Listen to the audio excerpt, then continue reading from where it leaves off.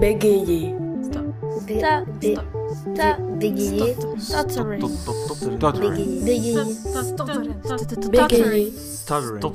Bégayer. Bégayer. Bégayer. Bonjour, aujourd'hui j'aimerais vous parler du bégaiement. Qu'est-ce que le bégaiement? Le bégaiement est un problème de parole qui fait qu'on a des difficultés pour parler d'une façon fluide. Une personne sur 100 bégaye. Le bégaiement existe partout dans le monde et se manifeste autant chez les garçons que chez les filles et chez des personnes très jeunes et plus âgées. Le trouble n'a rien à voir avec l'intelligence. Pour savoir comment le bégaiement se manifeste, je vous présente Jean. Il bégaye de temps en temps. Quand il bégaye, vous entendez ceci. La grenouille saute dans la rivière. Comme vous l'avez entendu, quelque chose n'allait pas. Quand Jean parle, il répète des sons. Parfois, il prolonge des sons. Et parfois, il bloque tout à fait. Tout ceci fait que Jean parle avec difficulté. Ce qui se passe, c'est que Jean perd le contrôle de sa parole lors de la communication. Lorsqu'on parle, le cerveau, le système nerveux central et les muscles de la parole doivent travailler en harmonie. D'abord, on réfléchit à ce qu'on veut dire. Puis, les pensées sont traduites en paroles. C'est-à-dire que les centres cérébraux envoient des signaux vers les muscles de la parole de sorte que l'on peut prononcer les mots. Les différents centres cérébraux doivent donc harmoniser les mouvements des cordes vocales, de la langue et des lèvres pour une parole fluide. Pourquoi bégaye-t-on? Il y a plusieurs causes possibles. Parfois, les gènes ou l'hérédité peuvent être impliqués. Chez certaines personnes, l'hérédité joue un rôle dans le bégaiement et chez d'autres personnes pas. Le risque qu'un enfant va bégayer est plus grand dans une famille où d'autres personnes bégayent également. Mais il faut bien dire que toutes les personnes qui ont cette hérédité ne vont pas spécialement bégayer. Cela veut dire que l'environnement, l'éducation et les aspects personnels jouent également un rôle. Qu'est-ce qui se passe alors chez les personnes qui bégayent?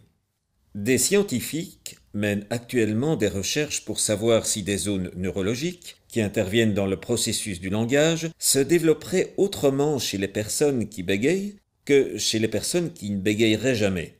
Dans ce cas, il se pourrait que le système nerveux aurait plus de difficultés à réaliser l'acte de la parole.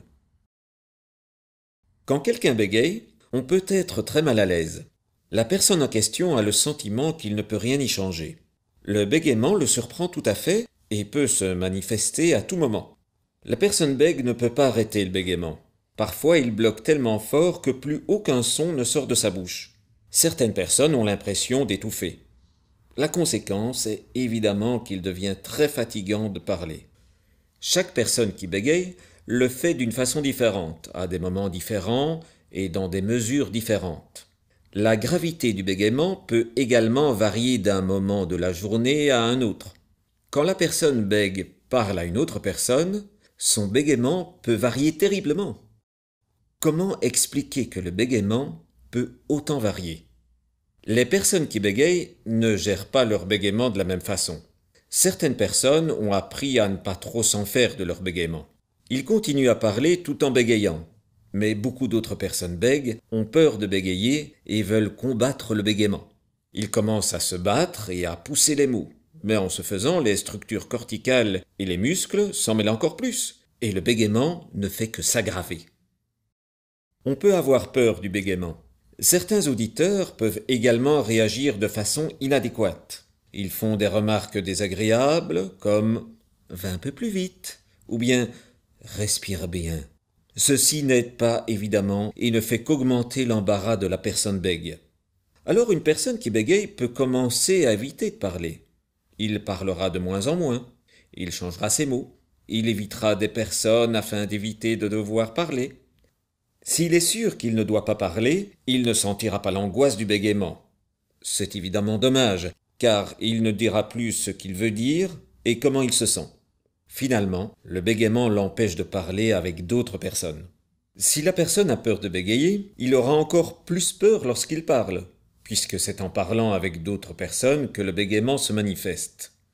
Mais c'est justement la peur du bégaiement qui crée encore plus de pression. Et chez beaucoup de personnes, c'est justement le fait de ne pas vouloir bégayer qui provoque le bégaiement.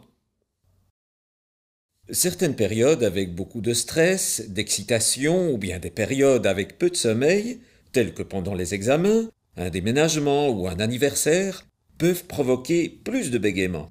Quand il faut parler chacun à son tour, cela peut provoquer plus de stress et donc de bégaiement. Vous vous demandez peut-être comment on peut aider une personne qui bégaye. Alors il faut savoir qu'on ne peut pas aider chacun de la même façon. Parce que chaque personne qui bégaye a sa façon, à lui, de gérer son bégaiement. La meilleure chose à faire, c'est ce qu'on fait lorsqu'on parle à des personnes non bègues. Il faut savoir que les personnes qui bégayent peuvent devenir très nerveux si l'on fait plus attention à leur bégaiement qu'à leur message effectif.